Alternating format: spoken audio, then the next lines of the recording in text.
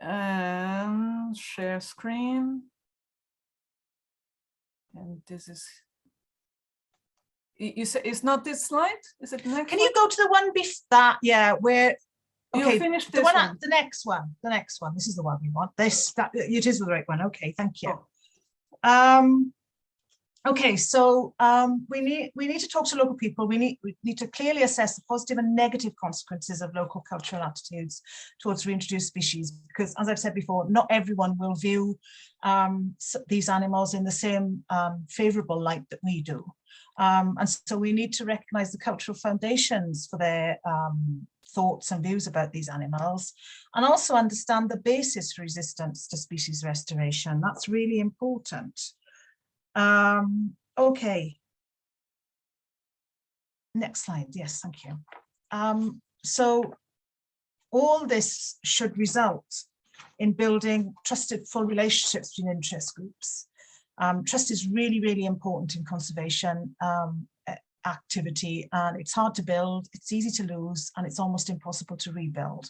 So in order to try and build that trust and maintain that trust, we need to ensure the involvement of Indigenous and local knowledge holders in all stages of the project, from inception to reporting. And this hopefully will promote trust and equitability, considering how their knowledge features in the project as well as our own, and make sure that diverse knowledge systems are considered fairly and equally, i.e. don't prioritise our knowledge over local peoples. I think it's really important to foster self-reflection about ourselves as conservationists and social actors, to think about how we are perceived by our communities and our activities. Ensure we listen and learn from underrepresented and marginalised groups who may well not resist the project in an overt manner, but will sort of show their resistance in under the radar, if you like, maybe making up stories about the project that aren't true, rumours, gossip, that sort of thing. We have to understand that our identity impacts and possibly prejudice our interpretation of the world. I mean, that's our positionality, and conservationists need to reflect on that a lot more than they do. Along with that, helpful in that is to combine qualitative with quantitative data collection. I, for example, use ethnographic data collection analysis, and that has provided me with a richer, more nuanced understanding of the full picture at my research site. Don't be scared of qualitative data. It has immense value in conservation. And that will help you understand the local cultural context and the particularities of the relationship between people and the focal species. And don't forget that one size doesn't fit all. So, you know, attempting to transpose methodologies or things that have worked in one place won't necessarily work in another one. Next slide, please. Thank you. Okay, the costs and benefits for local communities and projects. I mean, you need to develop measures of well-being together with the local community, because that will allow for meaningful and relevant assessment of the costs and benefits of the project. It's important to tease out solutions that are both politically and culturally acceptable, and to optimize gains that are most beneficial to local people. Assess both positive and negative economic impacts. Hopefully, you know, that will help you then move forward, because obviously things like, I mean, wild boar that often reintroduce themselves as they have done in the UK, obviously there are some benefits to having them for forest biodiversity and health, but also, as you can see here, I think this is in Rome, they do tend to be not really recognise the boundaries between urban and rural. Next slide, please.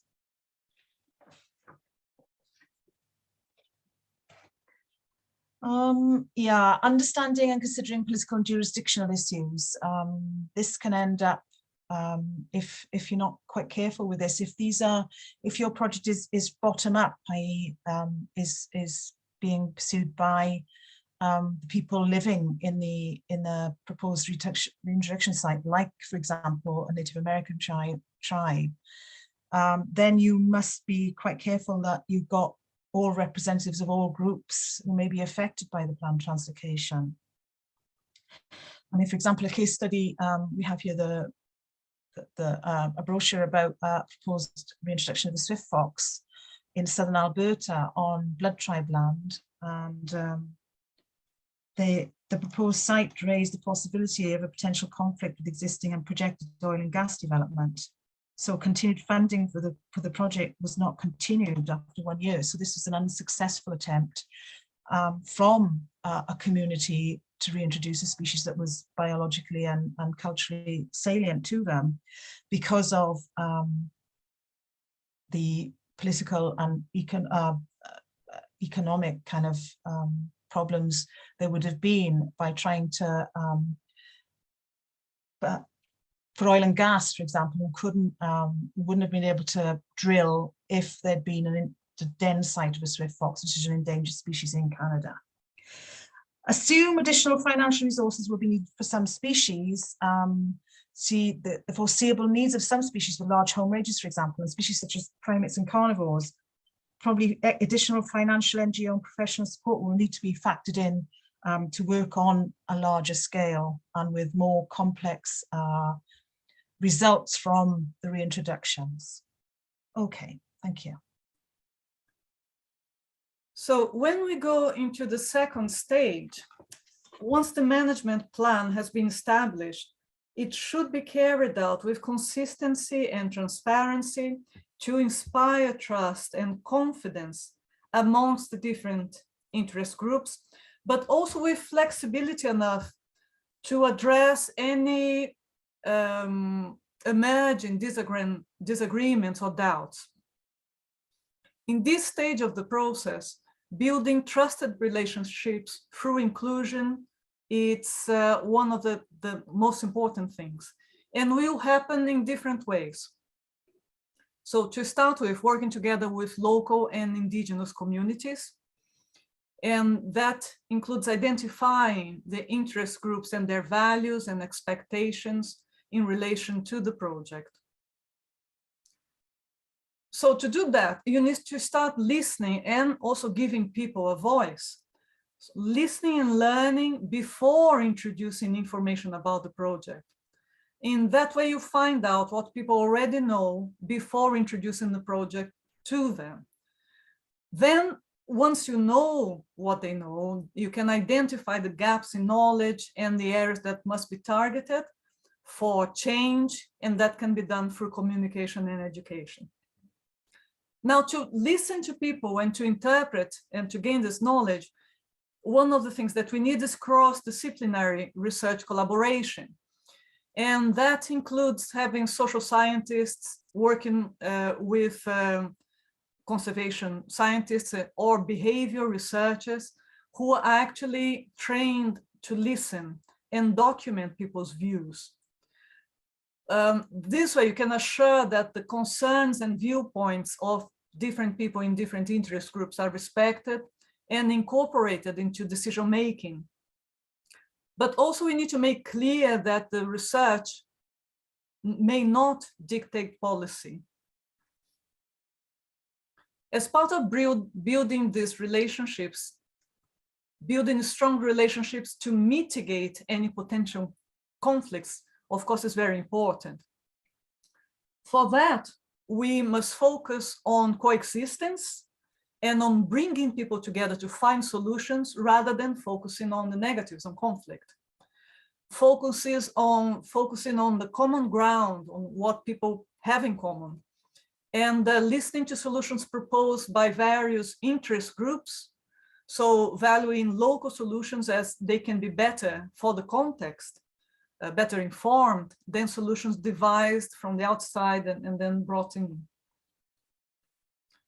Trying to understand, so in terms of negatives, it is important that we try to understand the motivations and behind negative attitudes or illegal activities, also towards finding solutions. And this way, not relying on knowledge that was gathered from previous experiences in different places, in different projects, but collecting context-specific data. This case study here is about the Hawaiian monk seal, and the research found that what was under the conflict was about a distrust of the state, a distrust of the restrictions on resource use related to the project, issues of moving, translocating seals, and also the socially constructed narratives from the different groups involved. And that provoked conflict between local groups and the reintroduction project, and that could have been addressed in different ways. So working with putting together education and awareness plans to build support can start by building these relationships with local leaders so that you know who is trusted with, who should be involved in this communication of information and education campaigns. So developing an understanding of how attitudes towards individual animals and the species may support project goals is seriously important. Where am I? Investigating associations between attitudes towards the focus species and people's affiliations, if people who are linked to bird watching or hunting or farming groups have different attitudes, and also depending where they live in relation to the release site.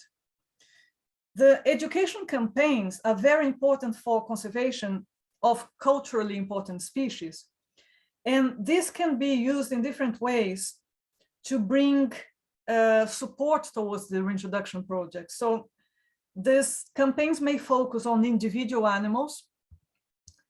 In a way, it's easier to care for individual animals, to make a relationship with them, but that brings to surface problems of welfare, because at the end of the day, too much attention on the individuals is not healthy for a conservation project that focus on what's happening to the species as a whole or to the populations of the species.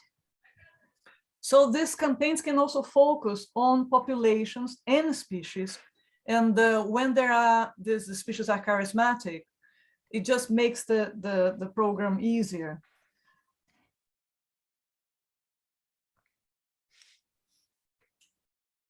That's where the accredited zoos and aquariums can play an enormous positive role in supporting conservation plans in several ways.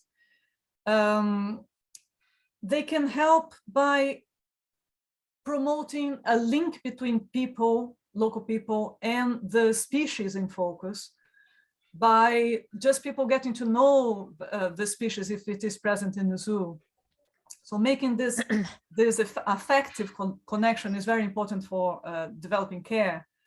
There is also the zoos will have or may have trusted good quality information about the species and how to relate to them and be safe. And they also can raise money for the conservation through campaigns and fundraising campaigns. They can help in several ways. Now, in terms of changing behaviors, it's always best to, once the behavior is established, it's always more difficult to change it. So if you develop a cooperation between bioscientists, social, behavioral scientists, and management to promote positive behaviors that favor the reintroduced species, and that can be local practices and beliefs that are already there, that would be much better. And then also to target behaviors that could increase negative interactions in the future. Maintaining clarity and transparency about costs and benefits of the projects remains just as important as in the first phase. So having this having information based on quality assessments of ecological, social, and personal costs and benefits available earlier on and in the planning phase, and then maintained throughout the pays off. sorry, I'll pass you on to my colleague, Jake Owens. Thank you.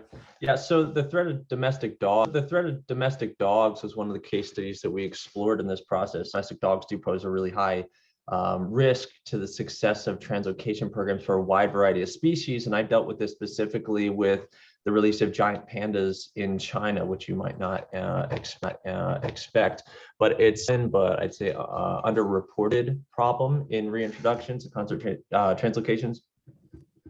And so the success of the actions to mitigate the impact posed by dogs are often linked to the perceptions, customs, and livelihoods of the local communities.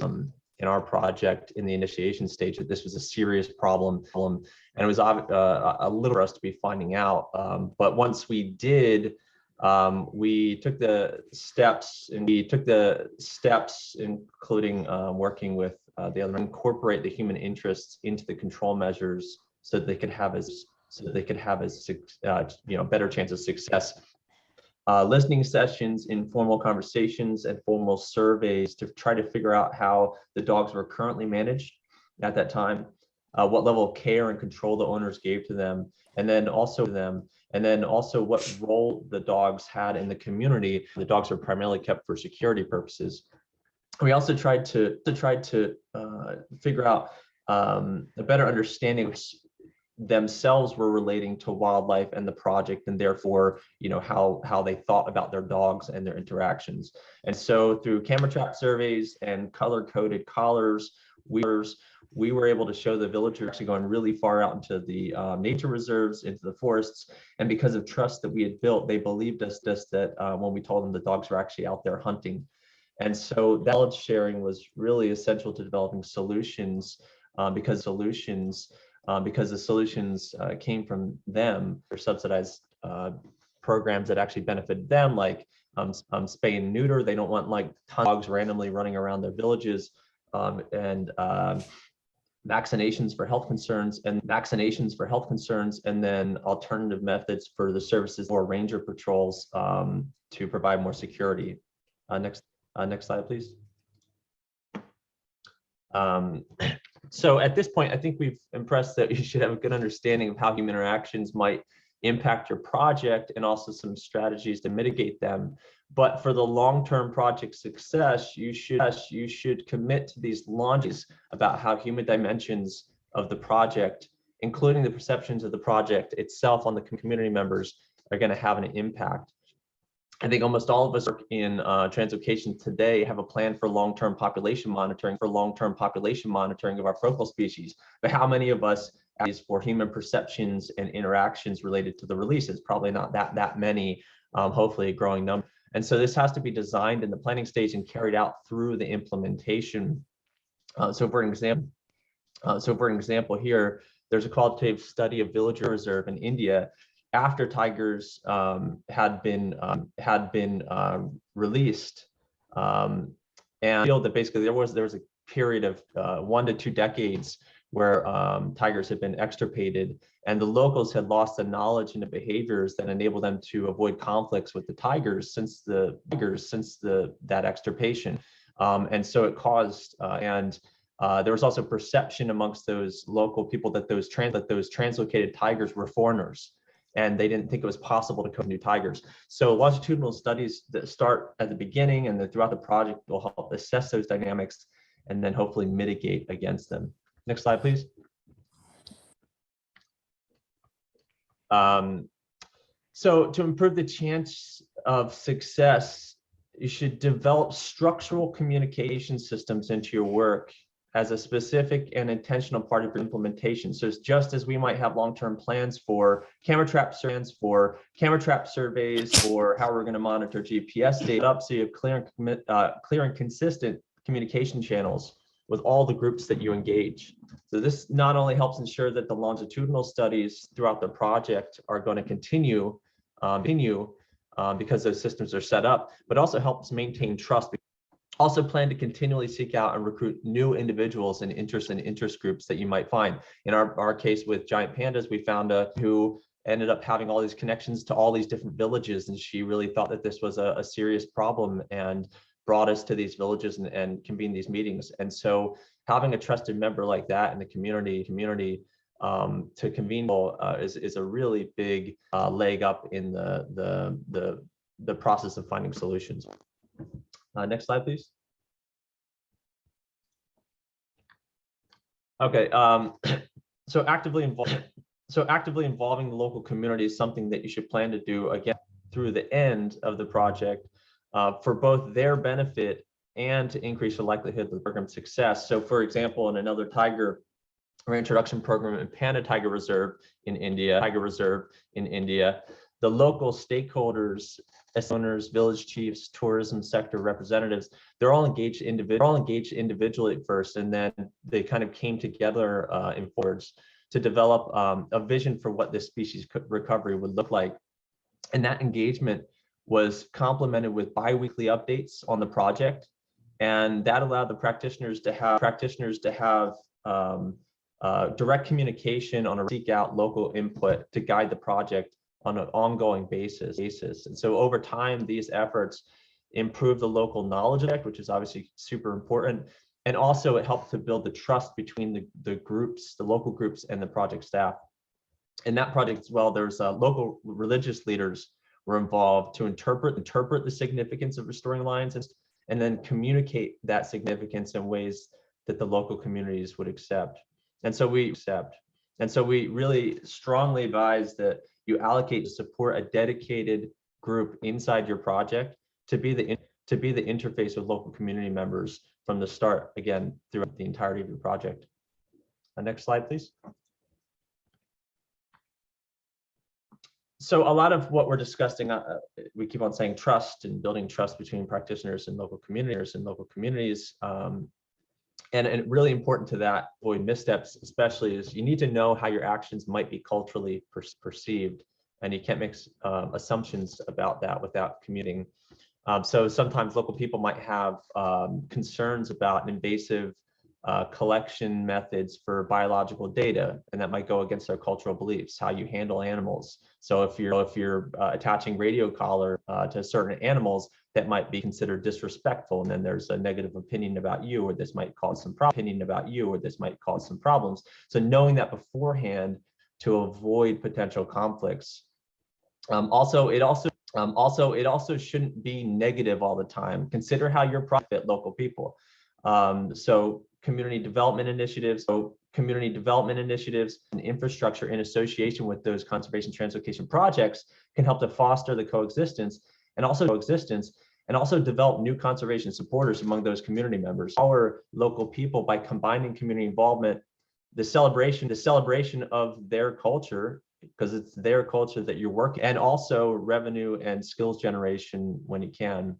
And throughout the implementation, you should always try to continue to consult with all the local people that you've been consulting with to find new potential conflicts that are arising or opportunities to support them, so that you have the best chance of success. I think next, Carlos Ruiz Miranda is going to continue. Thank you. Yes. So now is the end stages and exiting the project. So at this stage, the translocation has created a change in the community, hopefully a positive, but it's a time to evaluate, again, using the adaptive management, if how's everything working, whether a good conservation network has been created and established. So it's time for the next phases, next stages. So one thing is to plan for the long run at the end, because conservation is going to continue after the translocation. Translocation is one of the tools we have. So the animals, let's say the animals are in place, and the conservation network is going on. And then what now? Now comes another phase of conservation. And so we must also design the exit strategy for the stewards, the projects, but also for individual members or key players in a way that it will allow for continuity of the conservation actions. So build the strategies into the exit in connection with the goals of the project. We have to analyze the contributions funders can make, positive and any negative impacts, especially what will happen if a major donor leaves, if a major player leaves, what will be the possible negative consequences. And I will come back to this in a couple of slides. Also, it's interesting from the beginning of the project to discuss the minimum time duration, the kind of commitment, you know, you're going to be here until which phases, and it might be like a contract or a pledge. You know, I'm going to fund you at least until this phase. And then also to consider all stakeholders when planning the exit strategy, because the reintroduction and exits affect partners differently. Next slide, please. So, for example, the goal of an exit strategy is to leave with the minimal negative consequences to the translocation or to the conservation network that was put in place. And so you have different kinds of exit scenarios. You could have decide to end the translocation because you had success, you reach all the goals you wanted, and it's been very successful. So you have things to do even in that situation. There's data to be shared, there's benefits to be shared. So if you don't have an exit strategy, you can have legal problems, or resources can be lost, or stakeholders can be disenchanted with the project. What are you going to do with the staff that you trained and that has worked in the project? What's going to happen to these people now? There's also the failure, things didn't go well. So what are you going to do? You know, if you do it well, then it can be a learning opportunity. You can share the information about that, and you can leave the stakeholders at least satisfied in the sense that we tried, it didn't work, but we tried, and we did everything right. If you don't consider exiting and suddenly the project ends, again, you can have several of the same things here, legal and financial problems, you lose information, and nobody's going to be happy with this. And then you have the handoff, which is very common. You'll have a project, and then you're going to pass it on to somebody else that's going to continue the conservation of the species. So a good exit strategy will have continuity of the stewardship, the capacity to continue the project will be there, perhaps new opportunities, local empowerment. And if you don't plan for this handoff, then you could lose your project completely, and then your data, there will be capacity diminished, financial and legal problems. And then this one, the last type of exit is the cessation. This is more like a big donor decides, you know, well, we change our interest and then we're going to, you know, get out of the project. So if there's no exit plan for this, you can have even a potential failure of a good project because a major funding source left or major contributor left. Okay, so you have to consider the timing of the project. You know, when are these exits going to happen? The responsibilities that need to be passed on or shared, and then the reasons to exit, which are these four kind of scenarios. Next. So you can also look at the exits in terms of where you are in the process of establishing like a population of animals in a location through translocation, and then you may have to think, you know, it should be upfront. You should say, well, this institution, are we going to go all the way up to the beginning of the growth curve? So you're going to be here in time. So what will be your main task for your exit strategy? So this is a handoff strategy to a new steward that will build capacity. You know, you will ease the transition. If you are doing a voluntary cessation, then you have to mitigate your damages to that conservation network. Such as don't leave people without salaries, don't leave people without means to continue the project, for example.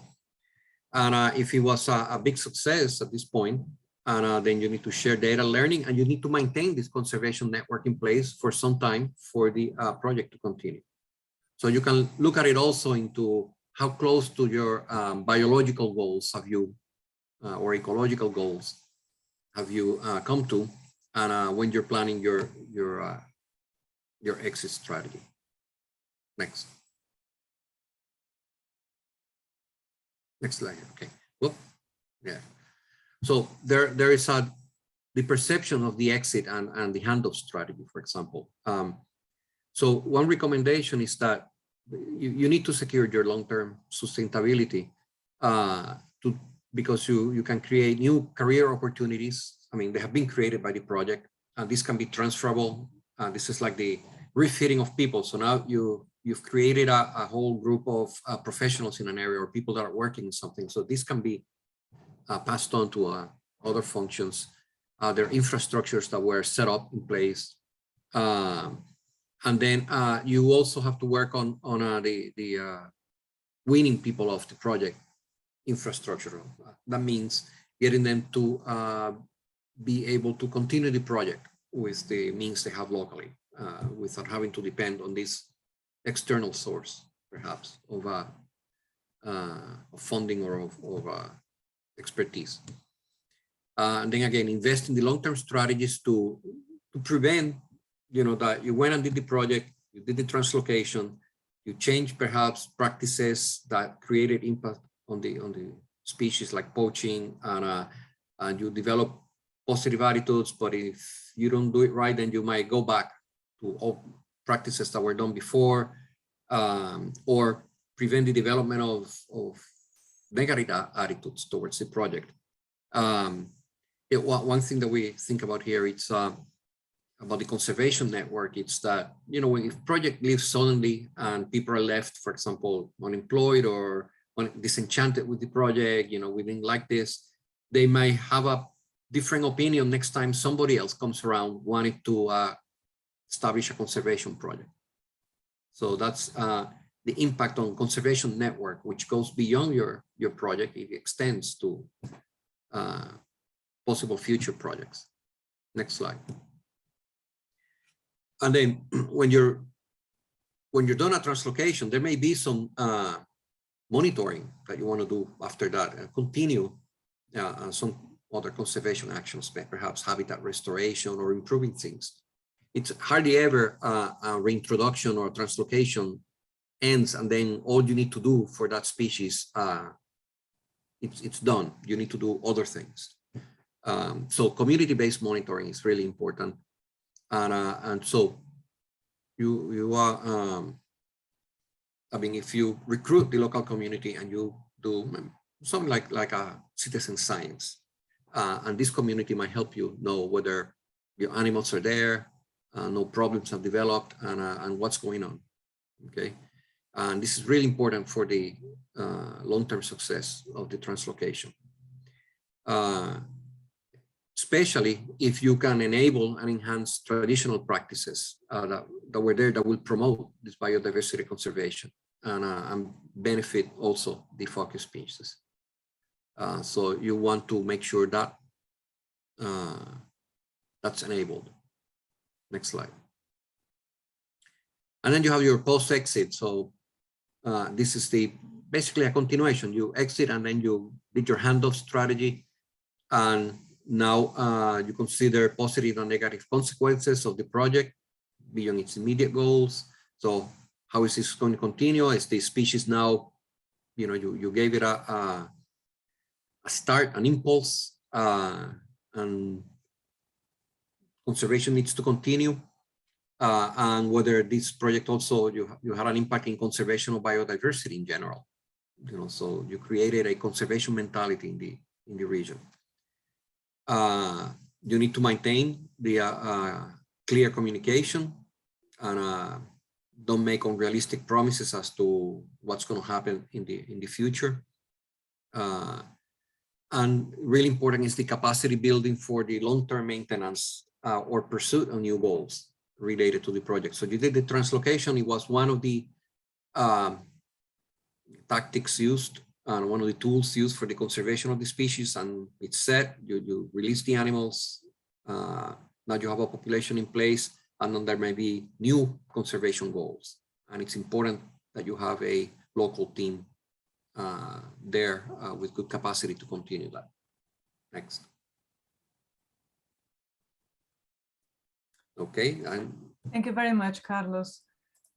So here we have all the 5 phases that we considered in our strategy of working out how to deal with human-wildlife interactions in conservation translocations. And now I'm going to open to questions and to general discussion to hear from your experience and how do you feel that these recommendations fit in or not with what you research or what you have in your practice. I think we've got until 4:30. So, you know, we might finish earlier as well, but let's see, we have time for a good discussion. Just a few things while I think Sean is having a look at comments and questions. If you would like to know more about the group, we've got a website, and we also on Facebook, and we have a ResearchGate presence. In the website, you find all of our resources from different discussions. We have reports and publications from members of the group. And these guidelines we discussed here, they are being revised for publication, hopefully, in spring next year, as part of a special issue for Frontiers in Conservation Sciences. Right, so I'm going to stop sharing. And Sean, do we have any questions? Not at the moment, no. Faye asked earlier if there was any possibility to have these slides after the session, but I believe it's being recorded. So presumably it'll be available on ICCB, the conference website. It would be great. We could share the slides. I'm not sure what's the best way to do it. I mean, we could put them on, yeah, we could put them on YouTube or something. The recording could be put on YouTube because you or the Facebook page. It will certainly be in our website.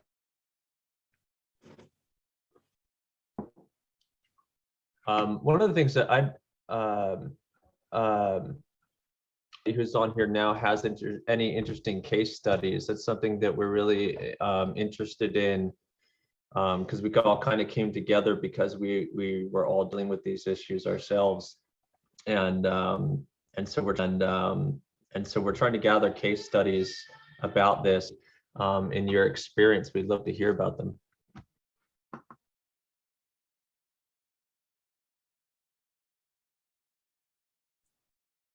It would be nice if you'd like to introduce yourselves and ask something or share an experience. We'd like to hear who you are and you know. Okay, we have a question from Faye, and she says, do you set a threshold for level of acceptability?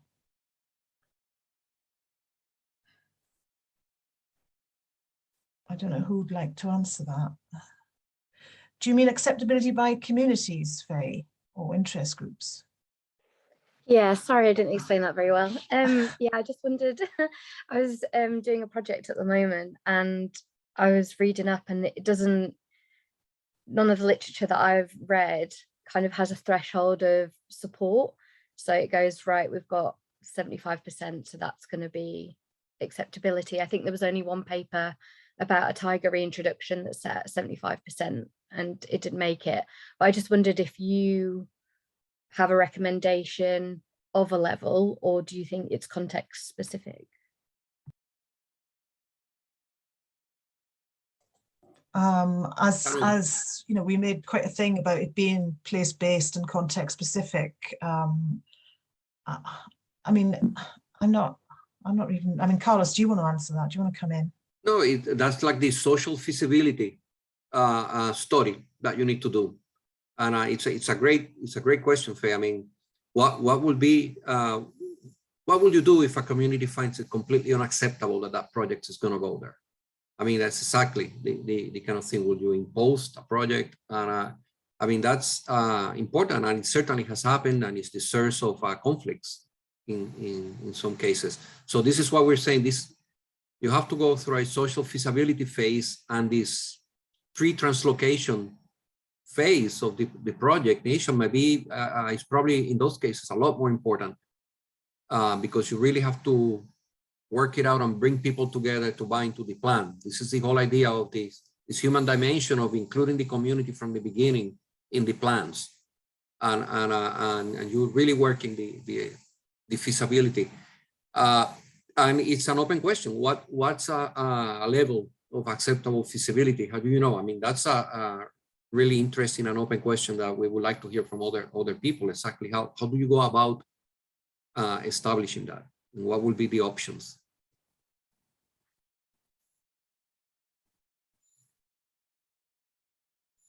And we welcome more input on this.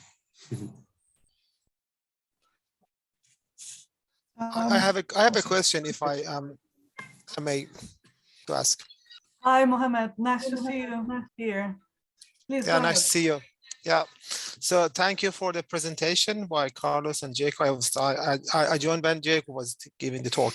So my question is, I have been engaged in quite a few translocation for conflict animals. So there were either different types of birds, black or brown birds, or leopards. And the way we had to do was to get rid of the leopard in the first place, because the leopard or the bear was causing lots of conflict. But eventually we had to find somewhere else. And finding somewhere else needs immediate action, because we were not able to work with people, because you have to get the leopard put somewhere in captivity for a few days and then just release somewhere else. So in that way, we are not really able to do anything with people. So I was wondering how to engage, I mean, how to consider people or human dimension in that sort of quick action, quick translocation projects. Yeah, that's fine. Well, myself, I don't have experience with dangerous, let's put it, animals or potentially conflicted animals like, you know, bears or leopards. But I mean, what would be the people's fears? What would be that people fear most, and what could be the potential? I mean, there should be a way of kind of getting an idea of the possible conflicts that you will have and how to mitigate them. But sometimes you have to. When you say quick translocations, it's that you have an animal and you need to do something with it immediately. Yeah, those are very, I would say that's probably the most difficult situation in terms of engaging the community, because you need to do it now. And in that case, my recommendation would be as far away from people as possible, because you really don't have time to prepare, unless you are really preemptive about this and you foresee these translocations to happen occasionally, and then you start working certain communities as a destination, sort of, you know, kind of be preemptive about it. That would be the only way I would think about it. You find some areas where you think you'll have a community that will be receptive, do your research before, and then you set them up, and then when you have an emergency, then you know the places to go because you've worked with them before. That would be, to me, the only way to do it. Yeah, that's also, Carlos. That's what with sections or translocations for problem bears. I know that they've done that large. Homeowners or landowners that have really large spaces that they've just developed in New Hampshire, that they've developed relationships with over the last 20 years. They just released the bears in those same locations, and obviously black bears are going pretty far, but they've also had fairly good the larger community. It's a big project, and so there's some people who hate it and some people who love it, and it's kind of a mixed bag, and therefore they get mixed results. But in terms of the actual releases, yeah, just having established sites where you can put them. I mean, here I'm in Los Angeles, and mountain lions, every once in a while we have to move mountain lions around, try to put them somewhere where there's very few people out in the middle of nowhere, and hope that it doesn't kind of monitoring afterwards. And sometimes it works, and sometimes those animals end up going into rescues or zoos or something afterwards.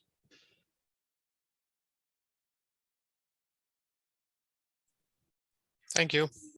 Yeah, so for the Flavia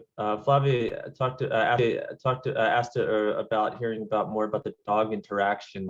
It's funny because when this came up in my project, it wasn't something that I had it wasn't something we considered. You know, nobody about dogs and giant pandas or anything like that, and a couple animals, and one was absolutely attacked by dogs and died from an infection in its shoulder and its dog from dogs. And because talking about it, nobody really believed that it was a problem.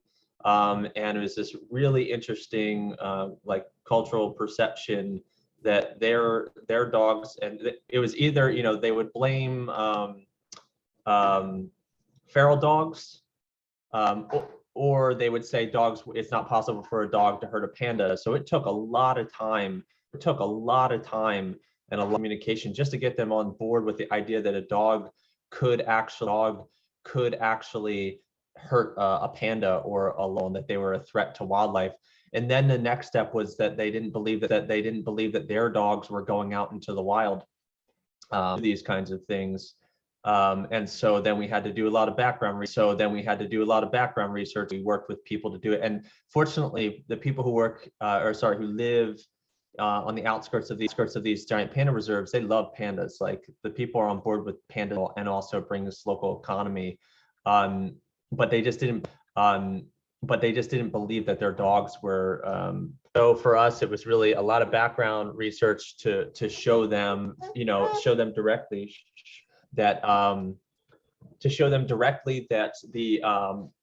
dogs were causing the problem. The dogs were causing the problem. And then after they believed it, because, you know, it was a security risk, and then also you know, they also didn't think about the very rural people. They're largely subsistence, and so it was just a lot of background research to show them kind of effects, and then work with them directly to come up with solutions. And we're thinking of all the solutions, and we're thinking of all these really, and what ended up happening was the forestry department, the forestry department and the local people were like, oh, we don't actually care about our dogs, we just want pigs.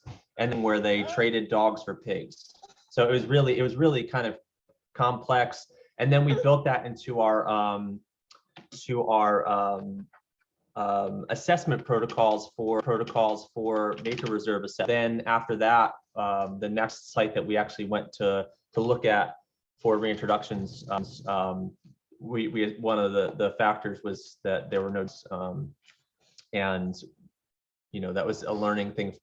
You know, that was a learning thing for us.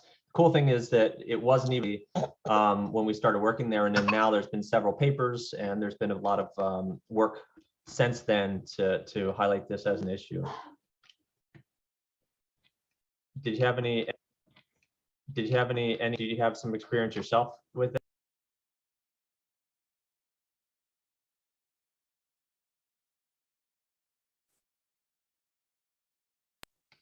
And if you can just unmute yourself and chat if you feel comfortable. Flavia, would you like to come in and comment?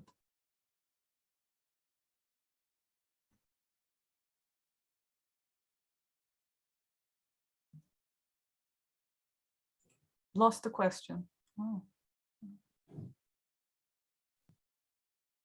I don't know what happened to Flavia. Maybe lost connection. Sorry, it's there's a bit of noise in here, so sorry.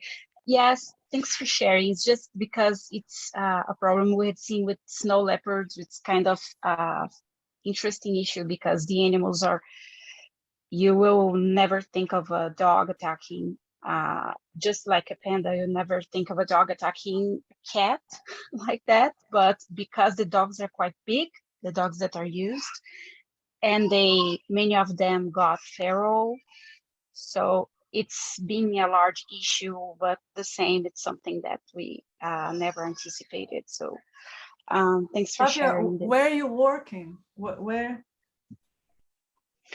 I'm working with the Snow Leopard Network, but this work has been seen the attacks has been seen with many researchers throughout like the range in many areas, Mongolia, China, and other areas as well, India. Well, we've even heard about it with tigers, you know. So I ended up doing kind of deep diving into this after we found out that it was you, and you know, it was just out of my scope of, you know, the literature that I looked at in there to say cats or something, and so we ended up doing a lot of work on it, and you know, you find out that it's doing it's a problem with tigers, you know, then obviously it's a problem with pandas, you know, snow leopards are nothing compared to a tiger, say. Sorry, my little one is. Exactly. Oh. With tigers is something very impressive. Your show. Sorry. Thanks a lot. Thank you. Antoinette, did you want to ask something? Or make a comment, or talk about yeah, I just wanted to thank you for the really inspiring presentation, and I can't wait for the guidelines to be published. That's going to be super useful. My background is more working on human-elephant conflicts, so more with wild animals, but we're actually working on a research project to investigate the feasibility of rewilding Asian elephants. There is of course a huge risk of human-elephant conflict.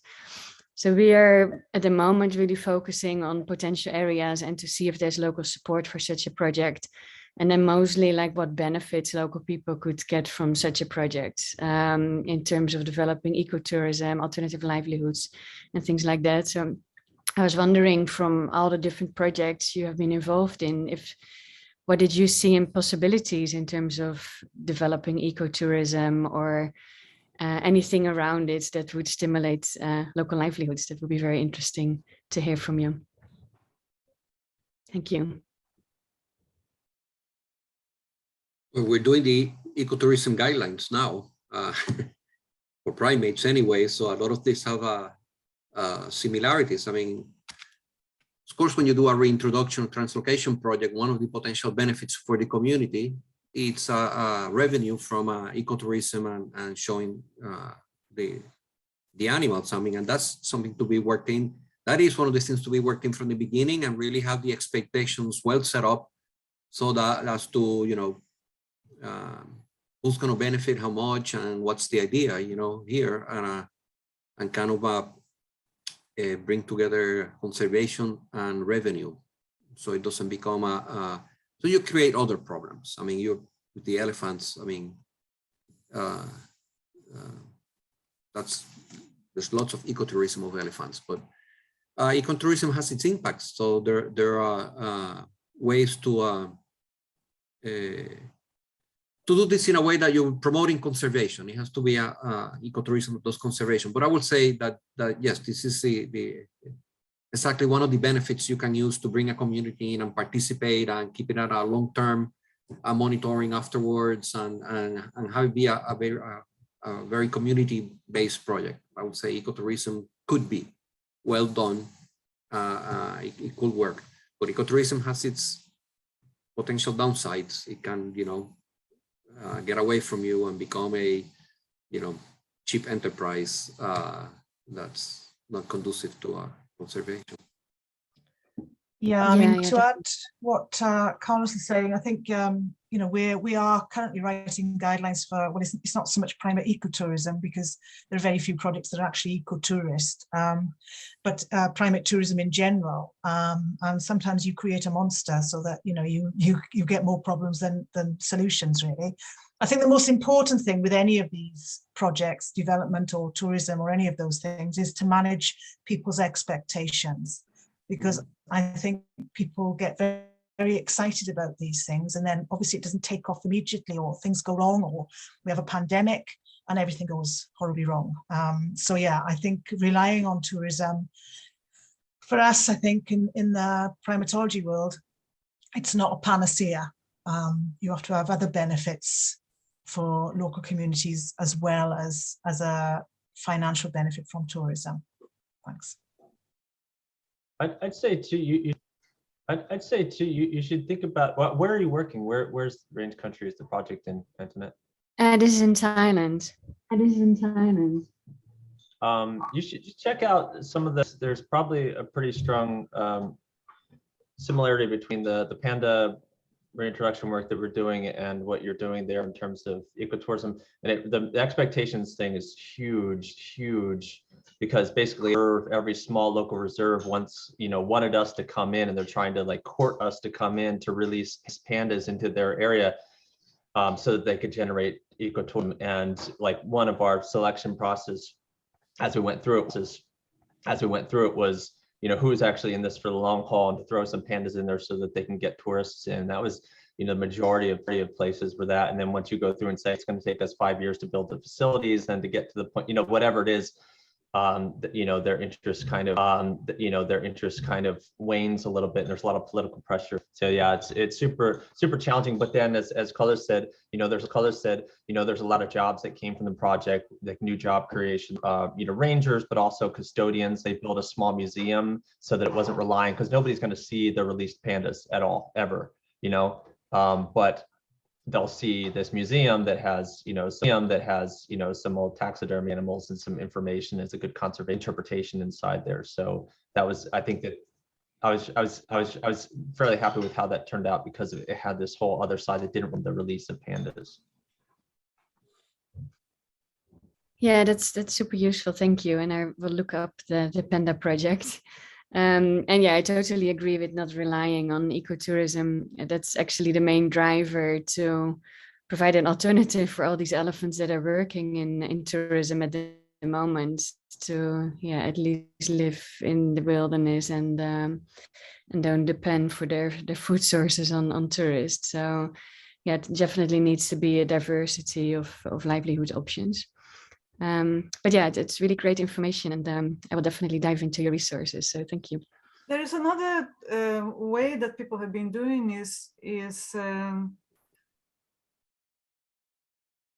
marketing products as species friendly if they are produced in a way that protects the environment and increases the habitat and stuff. And I don't know if that could be something that, yeah, that's actually what we're doing now with wild elephant conservation. So we're trying to convince farmers to change to crops that elephants don't like to eat, and then we sell them as elephant friendly products and create like boutique products from them, and trying to find a market that has more value than the crops that they used to grow. So yeah, these type of projects are there already, but there's definitely a lot more potential. And yeah. Very cool. Thank you. Well, we are about to finish. So if there is any, if there are any last minute questions or comments quickly.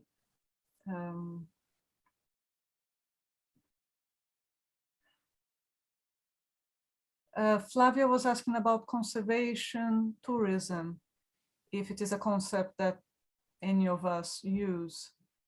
Don't know if anyone wants to comment on that. Just before we close. Specifically, I mean, there's a lot of different ways you can set up tourism related to these projects, and a lot of different styles, from your what you call experience tourism, where people go and become researchers and help the researchers to just visits to see from a distance. I mean, you have to really set it up in a way that's more conducive to your conservation project. I mean, at least that's my perspective. So there are a lot of ways of setting it up, and it's a case by case basis. The bottom line is, again, managing the expectations of the people that are going to be benefiting from it. Okay. So I'm just going to share our website address once again. And I just put it in chat, okay? And just say thank you very much for the people who stayed with us through adversity and to the end. And please be around, get in touch. Some of you are already in our network. But if you're not, would love to make this a long-term thing. Okay, and thank you very much. Thank you to all of our team as well who are here, and to the conference and to the hosts. Okay, I'll see you guys around. Thank you very much. Thanks, everyone. Thank Bye-bye. you. Thanks. Bye-bye. Thank you so much.